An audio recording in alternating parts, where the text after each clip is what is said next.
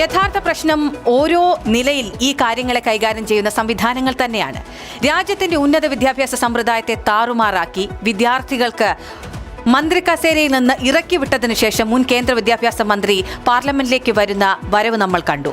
ധർമ്മേന്ദ്ര പ്രധാന് കൃത്യവിലോപത്തിന്റെ കിരീടധാരണം, അങ്ങനെ നമ്മൾ വിശേഷിപ്പിക്കും അതിനെ. തന്നെ വിശേഷിപ്പിക്കുന്ന ആ ദൃശ്യങ്ങളിലേക്ക് നമുക്ക് ആദ്യം കടക്കാം.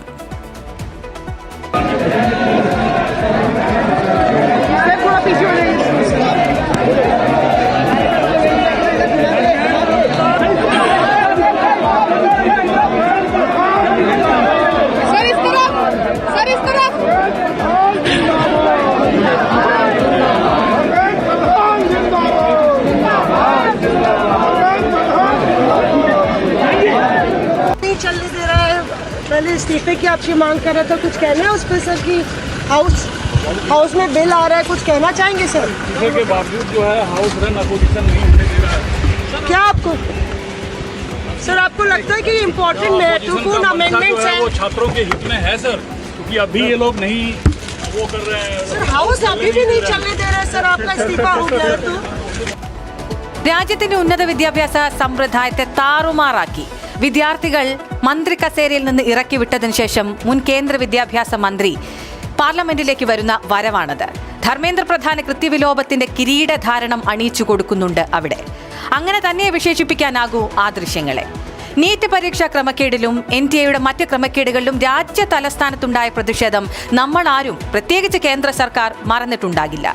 ചെറുതല്ലാത്ത ക്ഷീണം ഉണ്ടാക്കിയിട്ടുണ്ട് അത് കേന്ദ്ര സർക്കാരിന്. മോദിയുടെ വിശ്വസ്തന് മന്ത്രി കസേര വിട്ടിറങ്ങേണ്ടി വന്നിട്ടുമുണ്ട്. മറ്റൊരു വഴിയുമില്ലാത്തതുകൊണ്ടാണ് തെരുവിലിറങ്ങി പ്രതിഷേധിക്കേണ്ട സാഹചര്യത്തിലേക്ക് വിദ്യാർത്ഥികൾ എത്തിയത്. അന്ന് നടന്ന പ്രതിഷേധവും അതുണ്ടാക്കിയ ഓളവും പര്യവസാനവും ഒരിക്കൽ കൂടി കണ്ടുവരാം.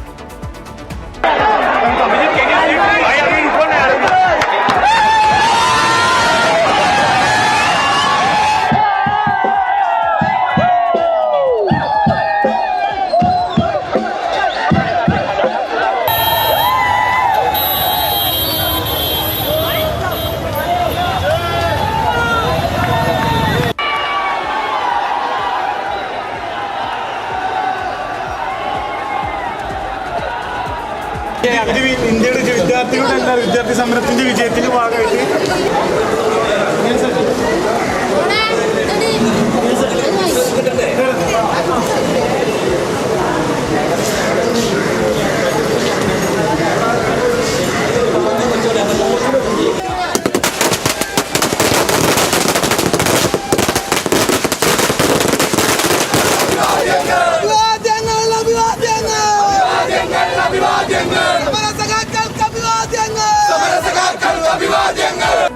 ആദ്യം നീറ്റ് ക്രമക്കേട്, അത് നമ്മൾ കണ്ടു. അതിലെ പ്രതിഷേധങ്ങളും നമ്മൾ കണ്ടു, അതിന്റെ വിജയവും നമ്മൾ കണ്ടു. പിന്നാലെ രാജ്യവ്യാപക പ്രതിഷേധം. പക്ഷേ മഞ്ഞുമലയുടെ കേവലം ഒരു അറ്റം മാത്രമാണ് അത് എന്ന് സൂചിപ്പിക്കുന്നതാണ് പുതിയ ക്രമക്കേടുകളുടെ വലിപ്പം, അതിന്റെ തോത്. രാജ്യവ്യാപക വിദ്യാർത്ഥി പ്രതിഷേധങ്ങൾക്ക് സാക്ഷ്യം വഹിച്ചതിനും പിന്നാലെയാണ് ഈ വിഷയത്തിന്റെ ഗൗരവം പോലും ഉൾക്കൊള്ളാൻ സർക്കാർ അന്ന് തയ്യാറായിട്ടുണ്ടായിരുന്നത്. അപ്പോഴും ഉദ്യോഗാർത്ഥികളോട് നേരിട്ട് സംസാരിക്കാൻ പോലും പ്രധാനമന്ത്രി തയ്യാറായിട്ടില്ലത്, ഇന്നേ വരെ അതിന് തയ്യാറായിട്ടില്ല എന്നതാണ് അതിശയിപ്പിക്കുന്ന വസ്തുത. ഒടുവിൽ ഉദ്യോഗാർത്ഥികളുടെ പ്രതിഷേധം ഫലം കാണുകയും കേന്ദ്ര വിദ്യാഭ്യാസ മന്ത്രി രാജിവെക്കുകയും ചെയ്തു. നീറ്റ് വിവാദം കെട്ടടങ്ങും മുൻപേ രാജ്യത്തെ സർവകലാശാലകളിലേക്കും കോളേജുകളിലേക്കുമുള്ള അധ്യാപക യോഗ്യതാ പരീക്ഷയായ UGC നെറ്റ് ചോദ്യപേപ്പറിലും ക്രമക്കേട് വന്നിരിക്കുന്നു. വർഷങ്ങളോളം തയ്യാറെടുപ്പ് നടത്തിയ 9 ലക്ഷത്തോളം ഉദ്യോഗാർത്ഥികളുടെ സ്വപ്നങ്ങളാണ് ഇതോടെ ഇല്ലാതാക്കിയത് എന്ന് തന്നെ പറയാൻ കഴിയുകയും.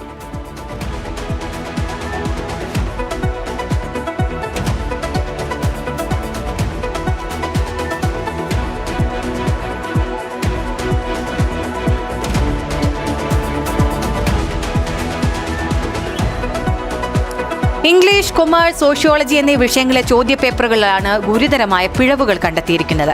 നാഷണൽ ടെസ്റ്റിംഗ് ഏജൻസി നിയോഗിച്ച വിദഗ്ധ സമിതിയുടെ റിപ്പോർട്ട് പ്രകാരം ചോദ്യപേപ്പറിലെ വലിയൊരു ഭാഗം ആവർത്തിക്കപ്പെട്ടവയും അക്ഷരപ്പിഴവുകൾ നിറഞ്ഞതുമാണ്.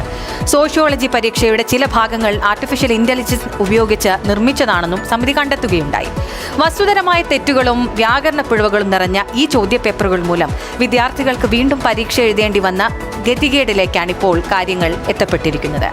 ഇംഗ്ലീഷ്, കൊമേഴ്സ്, സോഷ്യോളജി ഞാൻ നേരത്തെ സൂചിപ്പിച്ചതുപോലെ ആ വിഷയങ്ങളിൽ വീണ്ടും പരീക്ഷ നടത്താൻ NTA തീരുമാനിച്ചു. അങ്ങനെയാണ് ഇപ്പോൾ ഈ നിലവിൽ ഇപ്പോൾ ഞാൻ മുൻപ് നിങ്ങൾ കണ്ടിട്ടുള്ള ആ ദൃശ്യങ്ങൾ ഇപ്പോൾ സംജാതമായിരിക്കുന്നത്. അങ്ങനെ ഒരു സാഹചര്യം ഇപ്പോൾ വന്നു ചേർന്നിരിക്കുന്നത്. അങ്ങനെ ഒരു പ്രതിഷേധങ്ങളിലേക്ക് വിദ്യാർത്ഥികൾ കടക്കേണ്ട ഒരു സാഹചര്യത്തിലേക്ക് എത്തിയിരിക്കുന്നു.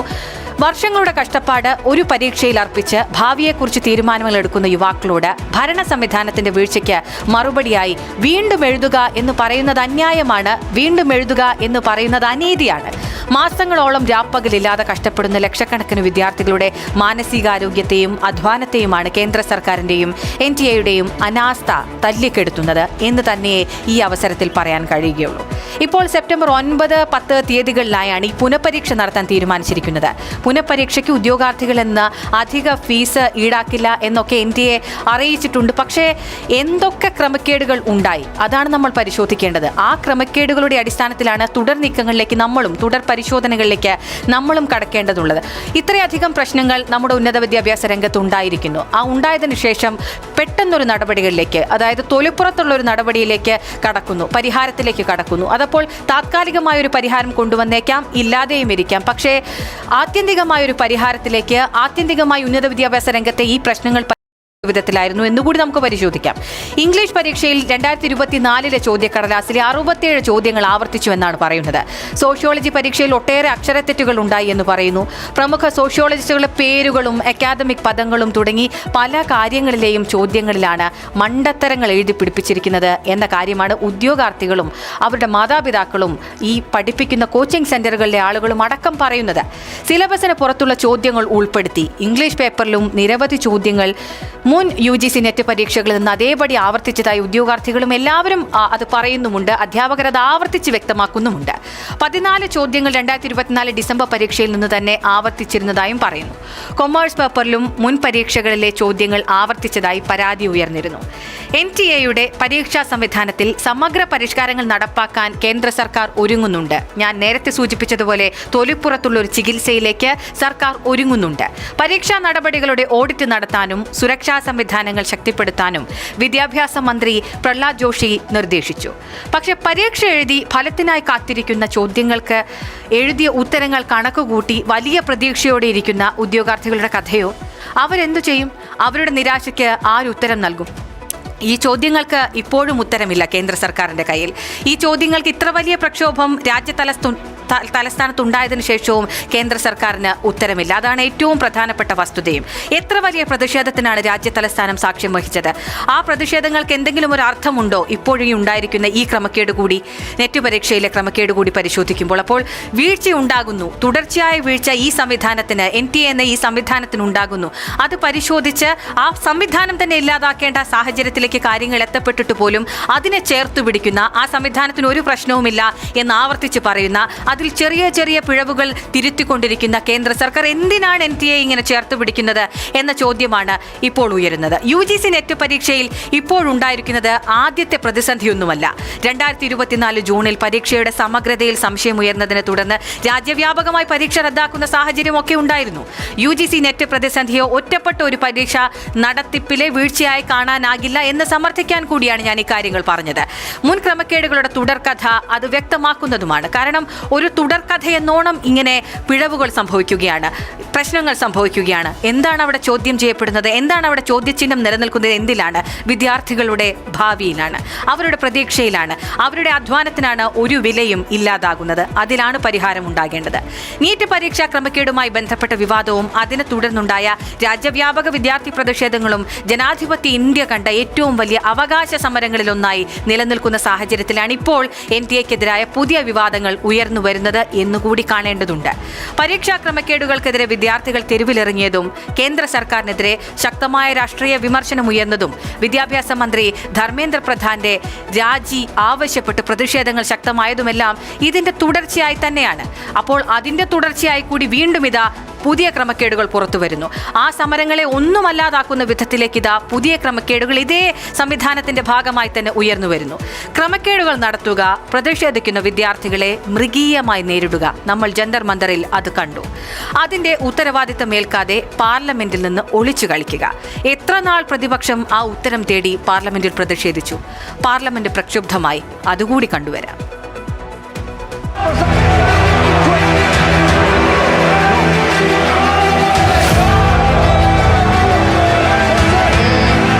That the so-called Home Minister of this country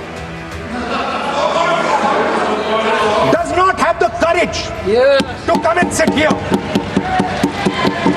He does not have the courage to come and sit here. Sir, please. वो यहाँ से भी तोपने का कोई आवश्यकता ही नहीं है. अभी जो शब्द मैं ये मानता हूँ कि राहुल गांधी बहुत तरीके से ऐसा शब्द यूज कर रहे हैं. वो एक स्टूडेंट के नाम से ऐसा शब्द का इस्तेमाल कर रहे हैं.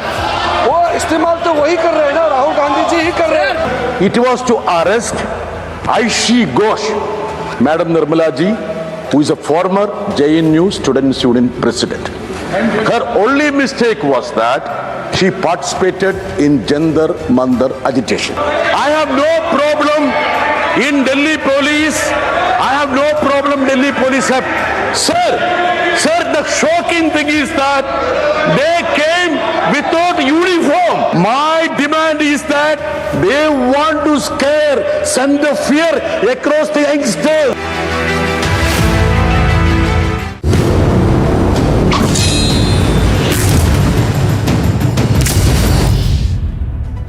ധൈര്യമുണ്ടെങ്കിൽ അവിടെ വന്നിരിക്കൂ, ഉത്തരം നൽകൂ എന്നാണ് പ്രതിപക്ഷ നേതാവ് രാഹുൽ ഗാന്ധി വ്യക്തമാക്കിയത്.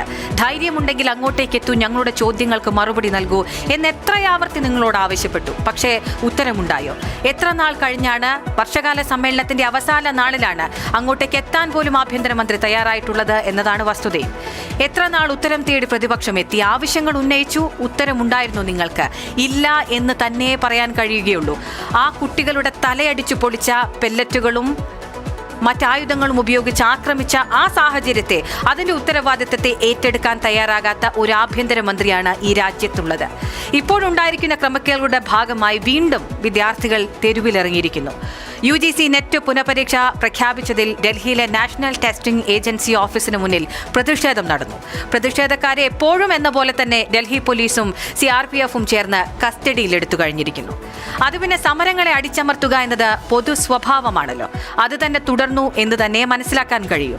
മുൻപുണ്ടായ ക്രമക്കേടുകളിലെ പ്രതിഷേധങ്ങളും നിങ്ങളെ വിദ്യാർത്ഥികൾ മുട്ടുകുത്തിച്ചതും ഒന്നും പറഞ്ഞ് വേദനിപ്പിക്കുന്നില്ല.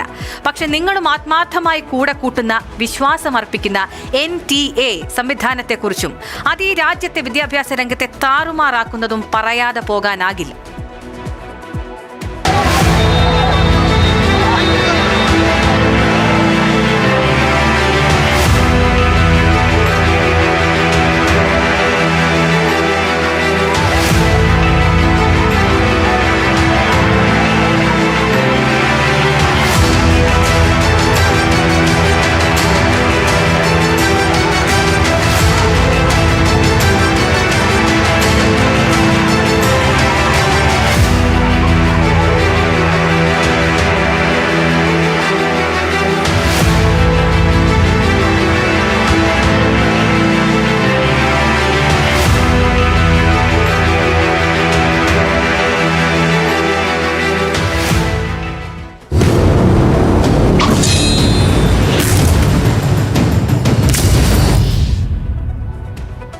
നാഷണൽ ടെസ്റ്റിംഗ് ഏജൻസി വിദ്യാർത്ഥി ദ്രോഹം തുടരുന്ന, നടത്തിയ പരീക്ഷയിലെല്ലാം സംശയനിഴലിൽ നിൽക്കുന്ന ഒരു സംവിധാനം. ചുരുക്കത്തിൽ ഇങ്ങനെ വിശദീകരിക്കാം. ചോർച്ചയിൽ നിന്ന് ചോർച്ചയിലേക്കുള്ള നടത്തിപ്പാണ് നാഷണൽ ടെസ്റ്റിംഗ് ഏജൻസി നടത്തിക്കൊണ്ടിരിക്കുന്നത്. ഉന്നത വിദ്യാഭ്യാസത്തിന്റെ നിലവാരം നിലനിർത്തേണ്ട എല്ലാ പരീക്ഷകളിലും പാളിച്ച വിവിധ പ്രവേശന പരീക്ഷകൾ ഒരൊറ്റ കുടക്കീഴിൽ കൊണ്ടുവരിക എന്ന ലക്ഷ്യത്തോടെയാണ് യഥാർത്ഥത്തിൽ NTA പ്രവർത്തനം ആരംഭിച്ചത്. എന്നാൽ തുടക്കം മുതൽ തന്നെ പരീക്ഷാ നടത്തിപ്പിലെ താളപ്പിഴകൾ, സാങ്കേതിക തകരാറുകൾ, ഫലപ്രഖ്യാപനത്തിലെ കാലതാമസം എന്നിവ നിരന്തരം വിവാദമായി വിദ്യാർത്ഥികളെ ചതിക്കുഴിയിലേക്ക് കൊണ്ട് ചെന്ന് ഇട്ടു. ലക്ഷക്കണക്കിന് രൂപ ഫീസ് ഈടാക്കി പരീക്ഷ നടത്തുന്ന ഒരു ഏജൻസിക്ക് എവിടെയാണ് പിഴയ്ക്കുന്നത് എന്ന ചോദ്യമാണ് ഉയരുന്നത്. NTA വെബ്സൈറ്റ് പരിശോധിച്ചാൽ ചില കാര്യങ്ങൾ നമുക്ക് മനസ്സിലാക്കും. അതിന്റെ പ്രഖ്യാപിത ലക്ഷ്യങ്ങൾ വ്യക്തമാകുകയും ചെയ്യും. അതിലേക്ക് വിശദമായി കടക്കുമ്പോഴാണ് ഈ സംവിധാനത്തിന്റെ നടത്തിപ്പും പ്രഖ്യാപിത ലക്ഷ്യങ്ങളും തമ്മിലെ യഥാർത്ഥ വിരോധാഭാസം മനസ്സിലാകുക. ലക്ഷ്യങ്ങളിലേക്ക് നമുക്കൊന്ന് കടന്നു നോക്കാം. അതിലെ ആദ്യത്തേത് കാര്യക്ഷമവും സുതാര്യവും നീതിയുക്തവും അന്താരാഷ്ട്ര നിലവാരമുള്ളതുമായ മൂല്യനിർണ്ണയ രീതികൾ നടപ്പിലാക്കിക്കൊണ്ട് വിദ്യാഭ്യാസ രംഗത്ത് തുല്യതയും ഗുണനിലവാരവും മെച്ചപ്പെടുത്തുക. നിലവിലുള്ള മൂല്യനിർണ്ണയ സംവിധാനങ്ങളിലെ പോരായ്മകൾ കൃത്യമായി കണ്ടെത്തി പരിഹരിക്കുന്നതിന് മികച്ച വിദഗ്ധരും IT സാങ്കേതിക വിദ്യ വിദഗ്ധരും പ്രവർത്തിക്കും. ഇതാണ് ആദ്യത്തേത്. അന്താരാഷ്ട്ര നിലവാരത്തിലുള്ളതുമായ പരീക്ഷ നടത്തുക. പരീക്ഷ നടത്തിപ്പിൽ അന്താരാഷ്ട്ര നിലവാരം പുലർത്തുക എന്നതാണ് പിന്നീടുള്ളത്. സുതാര്യത ആണ് അടുത്തത്. സുതാര്യത എന്ന വാക്ക് ഊന്നിക്കൊണ്ട് തന്നെ പറയണം. പരീക്ഷാ നടത്തിപ്പിൽ പക്ഷപാതവും മാനുഷിക പിഴവുകളും കുറയ്ക്കുക എന്ന കാര്യം കൂടി പറയുന്നു അവർ. രാജ്യത്തെ വിവിധ ഇടങ്ങളിലെ വിദ്യാർത്ഥികളെ ഒരേ നിലവാരത്തിലുള്ള പരീക്ഷയിലൂടെ വിലയിരുത്തുക എന്ന കാര്യവുമുണ്ട്. ശാസ്ത്രീയമായ ചോദ്യങ്ങൾ പരിശോധിക്കുക. മൂല്യനിർണ്ണയം കാര്യക്ഷമമാക്കുക. വലിയ തോതിലുള്ള പരീക്ഷകൾ നടത്താനുള്ള ഒരു സംവിധാനം ഉടലെടുക്കുക. സംവിധാനം രാജ്യത്ത് രൂപപ്പെടുത്തി കൊണ്ടുവരിക. കോടിക്കണക്കിന് വിദ്യാർത്ഥികളെ ഒരേ സമയത്ത് പരീക്ഷയ്ക്ക് വിധേയമാക്കുന്ന ഒരു സംവിധാനം രൂപപ്പെടുത്തുക. സുരക്ഷ ഉറപ്പുവരുത്തുക. ഇങ്ങനെയൊക്കെ ലക്ഷ്യങ്ങളോടെ കൊണ്ടുവന്ന NTA ആണ് ക്രമക്കേടിന്റെ മുഖമാകുന്നത്. അവിടെയാണ് ആ വിരോധാഭാസം നിലനിൽക്കുന്നതും. ആ വിരോധാഭാസങ്ങളിൽ ഊന്നിക്കൊണ്ട് തന്നെയാണ് ഈ സംവിധാനത്തിന്റെ പിഴവുകൾ പരിഹരിക്കേണ്ടതുണ്ട്. ഈ പിഴവുകളിൽ വ്യക്തമായ ഉത്തരം രാജ്യത്തെ ഭരണ സംവിധാനം നൽകേണ്ടതുണ്ട്, ഭരിക്കുന്നവർ നൽകേണ്ടതുണ്ട് എന്ന് നമ്മൾ ആവർത്തിച്ച് പറയുന്നതും. എത്ര കണ്ട് ലക്ഷ്യത്തോടെയാണ് ഈ സംവിധാനം കൊണ്ടുവന്നത് എന്ന് പരിശോധിക്കുക. എത്ര ഇടങ്ങളിലാണ് ഈ സംവിധാനം ഉപയോഗിച്ച് പരീക്ഷാ നടത്തിപ്പ് ചെയ്തതിനു ശേഷം ക്രമക്കേടുകൾ ഉണ്ടായത് എന്ന് പരിശോധിച്ചാൽ അത് നിരവധിയാണ്.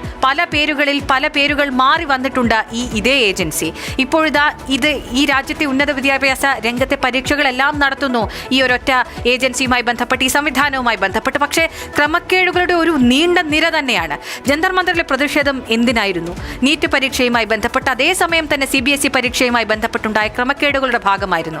പക്ഷെ ഉണ്ടായത് എന്താണ്? ആ സമരം അവിടെ വിജയിച്ചു. ആ വിദ്യാഭ്യാസ മന്ത്രി അവിടുന്ന് രാജിവെപ്പിക്കാൻ കഴിഞ്ഞു. പക്ഷെ കസേര മാറി മറ്റൊരാൾ വന്നാൽ പോലും നടക്കുന്നത് ഇതേ കാര്യമാണ് എന്നതാണ് ഇപ്പോൾ നെറ്റ് പരീക്ഷയിലെ ക്രമക്കേട് കൂടി വിരൽ ചൂണ്ടുന്നത്. ഇവയെല്ലാം രാജ്യത്തെ ജനങ്ങൾ കാണുന്നുണ്ട്. അവർക്ക് ഈ ഭരണകൂടത്തെ കൃത്യമായ ചോദ്യങ്ങളുണ്ട്. ഈ ഭരണകൂടത്തോട് ചോദിക്കാൻ അവർക്ക് കൃത്യമായ ചോദ്യങ്ങളും ഉണ്ട്. ആ ചോദ്യങ്ങളിലേക്ക് കൂടി നമ്മൾ കടക്കുകയാണ്. രാജ്യത്തെ ലക്ഷക്കണക്കിന് വിദ്യാർത്ഥികളുടെ ഭാവി നിർണ്ണയിക്കുന്ന പ്രവേശന യോഗ്യതാ പരീക്ഷകളിൽ തുടർച്ചയായ ചോദ്യപേപ്പർ ചോർച്ചയും ഗുരുതരമായ പിഴവുകളും ആവർത്തിക്കാൻ കാരണം നാഷണൽ ടെസ്റ്റിംഗ് ഏജൻസിയുടെ ഭാഗത്തു നിന്നുണ്ടായ കടുത്ത അനാസ്ഥയല്ലേ? അതാണ് ചോദിക്കാനുള്ളത്. UGC നെറ്റ് പരീക്ഷയിൽ ആർട്ടിഫിഷ്യൽ ഇന്റലിജൻസ് ഉപയോഗിച്ച് നിർമ്മിച്ച ചോദ്യങ്ങളും വ്യാകരണങ്ങളും തെറ്റുകളും ഉൾപ്പെടാൻ ഇടയായത് പരീക്ഷാ നടത്തിപ്പ് സംവിധാനങ്ങളുടെ നിലവാര തകർച്ചയല്ലേ കാണിക്കുന്നത്? പരീക്ഷാ നടത്തിപ്പിലെ അശാസ്ത്രീയതയും തുടർന്നുള്ള പുനഃപരീക്ഷകളും കാരണം മാനസികമായും സാമ്പത്തികമായും തകർന്നു പോകുന്ന ലക്ഷക്കണക്കിന് വിദ്യാർത്ഥികളുടെ നഷ്ടങ്ങൾക്ക് ആരാണ് ഉത്തരവാദി? രാജ്യത്ത് സാമ്പത്തിക വളർച്ച അവകാശപ്പെടുമ്പോഴും യുവജനങ്ങളുടെ ഇടയിലെ തൊഴിലില്ലായ്മയും ബിരുദധാരികൾ തൊഴിൽ തേടി അലയുന്ന അവസ്ഥയും പരിഹരിക്കുന്നതിൽ കേന്ദ്ര സർക്കാർ പരാജയപ്പെട്ടത് എന്തുകൊണ്ടാണ്?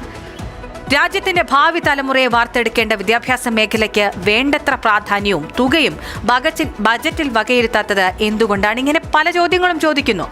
സമാധാനപരമായി പ്രതിഷേധിച്ച വിദ്യാർത്ഥികളും യുവജനങ്ങൾക്കും നേരെ ഡൽഹിയിലും മറ്റും പോലീസിനെ ഉപയോഗിച്ച് അതിക്രമങ്ങൾ അഴിച്ചുവിട്ടതിനും പെല്ലറ്റ് ഗൺ ഉപയോഗിച്ചതിനും ഉത്തരവാദികൾ ആരാണ്? ആ ഉത്തരവാദിത്തം ഏറ്റെടുക്കാത്തത് എന്തുകൊണ്ടാണ്? പരീക്ഷാ ക്രമക്കേടുകളും വിദ്യാർത്ഥി പ്രക്ഷോഭങ്ങളും സംബന്ധിച്ച് പാർലമെന്റിൽ ഉന്നയിക്കപ്പെടുന്ന ചോദ്യങ്ങളും ചർച്ചകളും ഭരണകൂടം തടയുന്നതും സഭയെ നിശബ്ദമാക്കാൻ ശ്രമിക്കുന്നതും എന്തിനാണ്? ഇന്ത്യയിലെ യുവശക്തിയെയും അവരുടെ കഠിനാധ്വാനത്തെയും വഞ്ചിക്കുന്ന തരത്തിലുള്ള ഇത്തരം പരീക്ഷാ മാഫിയകൾക്കും അഴിമതികൾക്കുമെതിരായ ശക്തമായ നിയമനിർമ്മാണവും അതിന്റെ നടത്തിപ്പും അതിന്റെ കർശന നടപടികളിലേക്കും കടക്കുന്നതിൽ കേന്ദ്ര സർക്കാർ ഇനിയും മടിക്കുന്നത് എന്തിനാണ്? ഇത്ര ഗുരുതരമായ ആരോപണങ്ങൾ ഉയർന്നിട്ടും NTA എന്ന പരാജയപ്പെട്ട സംവിധാനം തുടരണോ? പിരിച്ചുവിടാൻ എന്തിനാണ് മടി?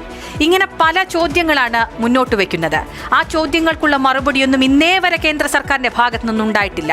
ആ വകുപ്പ് മന്ത്രിയെ പുറത്താക്കി അത് തന്നെയായിരുന്നു ആ സമരം ചെയ്യുന്നവരുടെ ആവശ്യവും.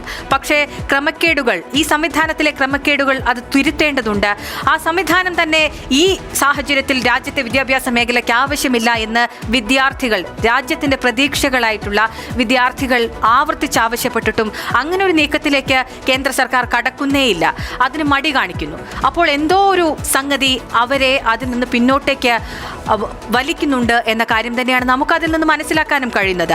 ഈ സംഗതികളെ തിരുത്തിയില്ലെങ്കിൽ, ഈ സംവിധാനത്തെ മാറ്റിയില്ലെങ്കിൽ നിങ്ങൾ ഇവിടെ ചോദ്യം ചെയ്യുന്നത് ഈ നാട്ടിലെ വിദ്യാർത്ഥികളെ, യുവജനങ്ങളെ എല്ലാമാണ്. ഈ ജന്തർ മന്ദറിലെ പ്രതിഷേധമെല്ലാം ഒരുപാട് പ്രശ്നങ്ങൾ നമുക്ക് മുന്നിലേക്ക് എത്തിയിട്ടുണ്ട്. അത് മാത്രമല്ല, കേന്ദ്ര സർക്കാരിൻ്റെ ഒരുപാട് പ്രശ്നങ്ങളെ, പ്രതിസന്ധികളെ, അതിനെയെല്ലാം സാധാരണ ജനങ്ങളിലേക്ക് എത്തിക്കുന്നതിൽ ആ ജന്തർ മന്ദറിലെ പ്രതിഷേധം ഏറ്റവും പ്രധാനമായ ഒരു കണ്ണിയായി വർത്തിച്ചിട്ടുമുണ്ട്. ആ പ്രതിഷേധത്തിലെ കാഴ്ചകൾ ഒരിക്കൽ കൂടി നമുക്ക് കണ്ടുവരാം.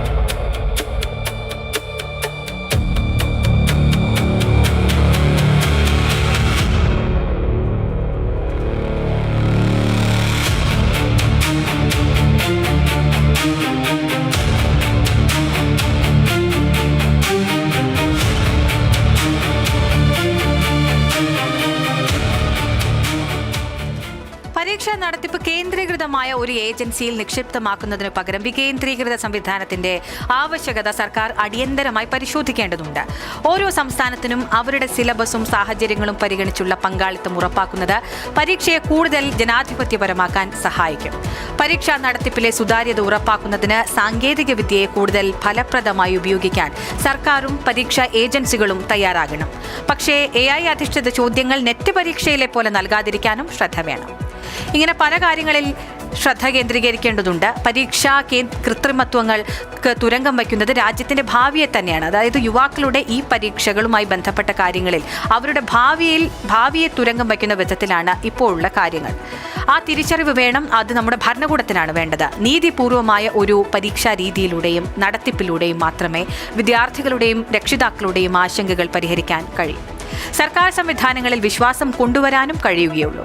അതാണ് നമ്മൾ മാത്രമല്ല, അതാണ് കേന്ദ്ര സർക്കാരും നമ്മളെ ഭരിക്കുന്നവരും ഏറ്റവും പ്രധാനമായി മനസ്സിലാക്കേണ്ട ഒരു വസ്തുത. പരീക്ഷ റദ്ദാക്കി വീണ്ടും നടത്തുന്നതിൽ മാത്രം പരിഹാരം കാണാതെ പരീക്ഷാ സംവിധാനത്തിന്റെ സുതാര്യതയും വിശ്വാസ്യതയും ഉറപ്പാക്കണമെന്നും വിദ്യാർത്ഥികളും പൊതുസമൂഹവും ആവശ്യപ്പെടുന്നുണ്ട്. റീടെസ്റ്റ് വിദ്യാർത്ഥികൾക്ക് നീതി ഉറപ്പാക്കാനുള്ള അടിയന്തര നടപടി മാത്രമാണ്. ചോദ്യപേപ്പർ തയ്യാറാക്കുന്നത് മുതൽ അന്തിമ പരിശോധന വരെയുള്ള ഓരോ ഘട്ടത്തിലും ഉത്തരവാദിത്തം നിർണ്ണയിക്കണം. പിഴവ് കണ്ടെത്തിയാൽ പരീക്ഷ റദ്ദാക്കുക എന്നതിലുപരി പിഴവ് സംഭവിക്കാനിടയാക്കിയ സംവിധാനത്തെയും വ്യക്തികളെയും കണ്ടെത്തണം. സംവിധാനത്തിൽ തിരുത്തൽ നടത്തണം. അതോടൊപ്പം ഇത്തരം വീഴ്ചകളുടെ പേരിൽ വീണ്ടും പരീക്ഷ എഴുതേണ്ടി വരുന്ന ഉദ്യോഗാർത്ഥികളുടെ നഷ്ടത്തിനും പരിഹാരം കാണേണ്ടതുണ്ട്. ഈ നെറ്റ് പരീക്ഷയിലെ വീഴ്ചകളും ക്രമക്കേടുകളും റിപ്പോർട്ട് ചെയ്യപ്പെടുകയും വലിയ പ്രതിഷേധങ്ങൾ ഉയർന്നു വരികയും ചെയ്ത സാഹചര്യത്തിൽ ഇപ്പോൾ കേന്ദ്ര വിദ്യാഭ്യാസ മന്ത്രി പ്രഹ്ലാദ് ജോഷി NTA അധികൃതരുമായി യോഗമൊക്കെ ചേർന്നിട്ടുണ്ട്. ഈ പ്രോട്ടോക്കോളൊക്കെ കർശനമായി പാലിക്കാൻ നിർദ്ദേശവും നൽകിയിട്ടുണ്ട്. പക്ഷേ അതെപ്പോഴാണ് എന്ന ചോദ്യമാണ് ഉയരുന്നത്. അതിപ്പോഴാണോ പറയേണ്ടത് എന്ന ചോദ്യമാണ് ഉയരുന്നത്. ഇപ്പോഴാണോ തിരുത്തേണ്ടത് എന്ന ചോദ്യം കൂടിയാണ് ഉയരുന്നത്. ഇത്രയൊക്കെ ഈ രാജ്യത്ത് സംഭവിച്ചു. തന്റെ ഭരണകൂടത്തിനെതിരെ പ്രതിഷേധിച്ചവരോട് അർദ്ധരാത്രി വന്ന് ഞാൻ നിങ്ങൾക്ക് മാപ്പ് തന്നിരിക്കുന്നു എന്ന് പറയുന്നതല്ലാതെ എന്താണ് പ്രധാനമന്ത്രി ചെയ്തത്? പെല്ലറ്റും ലാത്തിയും കൊണ്ട് വിദ്യാർത്ഥികളുടെ തലയടിച്ച് പൊളിച്ചിട്ട് എന്താണ് ആഭ്യന്തരമന്ത്രിക്ക് മിണ്ടാട്ടമില്ലാത്തതെന്ന ചോദ്യങ്ങൾ അവിടെ നിലനിൽക്കുകയാണ്. വർഷകാല സമ്മേളന കാലയളവിൽ നിരന്തരം ആവശ്യപ്പെട്ടിട്ടും ഇതിനൊന്നും ഉത്തരം കൊടുക്കാൻ ആർക്കും കഴിഞ്ഞിട്ടില്ല. ഈ ഭരണ സംവിധാനത്തിന്റെ ഭാഗമായി നിൽക്കുന്ന ആർക്കും കഴിഞ്ഞിട്ടില്ല എന്ന കാര്യമാണ് നമുക്ക് മനസ്സിലാക്കാനും സാധിക്കുന്നത്. വലിയൊരു അവസ്ഥയിലേക്കാണ് ഈ രാജ്യത്തെ വിദ്യാർത്ഥികൾ ചെന്നുപെട്ടിട്ടുള്ളത്. ആ അവസ്ഥയാണ് മാറേണ്ടത്. കേന്ദ്ര സർക്കാരിന്റെ സൃഷ്ടിയാണ്, അവരുടെ പ്രവൃത്തിയാണ്, വിദ്യാർത്ഥികളോടുള്ള ദ്രോഹമാണ് NTA നടത്തിക്കൊണ്ടിരിക്കുന്നത്. ഒരു മന്ത്രിയുടെ മാത്രമല്ല, ഒരു സർക്കാരിന്റെ കെടുകാര്യസ്ഥതയാണത്. തൊലിപ്പുറത്തെ ചികിത്സ മതിയാകില്ലെന്ന കാര്യം തന്നെയാണ് പുതിയ ക്രമക്കേടുകൾ വ്യക്തമാക്കുന്നത്. NTA എന്ന സംവിധാനത്തെ പരീക്ഷകളുടെ നടത്തിപ്പ് ചുമതലയിൽ നിന്ന് ഒഴിവാക്കണം. ഈ രാജ്യത്തിന്റെ പ്രതീക്ഷകളായ വിദ്യാർത്ഥികൾക്ക് മെച്ചപ്പെട്ട വിദ്യാഭ്യാസ സംവിധാനം ഒരുക്കി കൊടുക്കണം. അവരുടെ ഭാവി സുരക്ഷിതമാക്കണം. അതിന് സാധാരണക്കാരന്റെ, അധ്വാനിക്കുന്നവന്റെ, ഉറക്കമുളച്ച് പഠിക്കുന്നവന്റെ വില അറിയുന്ന ഒരു ഭരണകൂടം വേണം. നിർഭാഗ്യമെന്ന് പറയട്ടെ, നമുക്കതില്ലതാനും. പക്ഷെ തിരുത്താനുള്ള മഷിയടയാളം കാത്തിരിക്കുന്നുണ്ട്. അതിന് ഇനി അധികം കാലവുമില്ല. Big TV, without fear or favor.